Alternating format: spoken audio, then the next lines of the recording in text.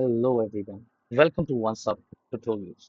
I am Yashash here, a team lead here at OnceHub, and today in this quick video, I'll walk you through the steps to create a webhook in OnceHub. A powerful way for you to connect your scheduling events with other platforms like your CRM, databases, or any of the workflow tools. So without any further delay, let's get started. So you would need a couple of things beforehand creating a webhook. First would be an endpoint URL.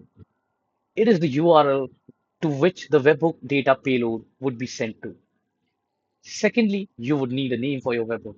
And third, you'd need to have an event trigger which would initiate the action for the webhook to trigger and to send the data payload to your receiving or endpoint URL.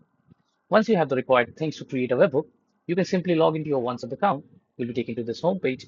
From here, click on the gear icon from the top right and select API and webhooks.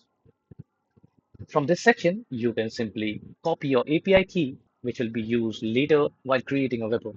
And from this home page, just click on the hyperlink for our development center. You will be redirected to our development center.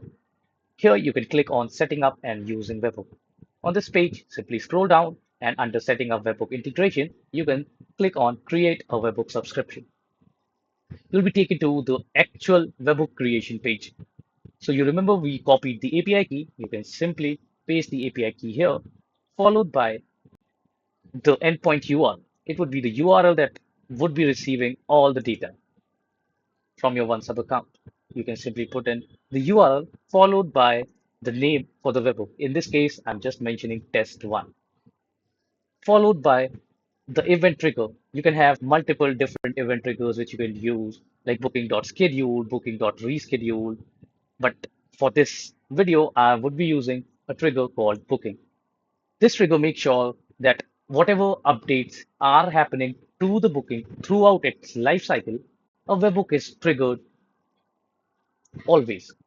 Once you have filled in the required information, you can simply hit try it.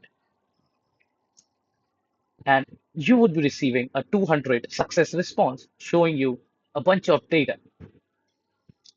And that's it. Your webhook has been created. You can simply refresh your API and webhooks page in your OnceHub account to confirm if the webhook has been successfully created. So as you can see, the test one webhook which we just created is showing up on the account.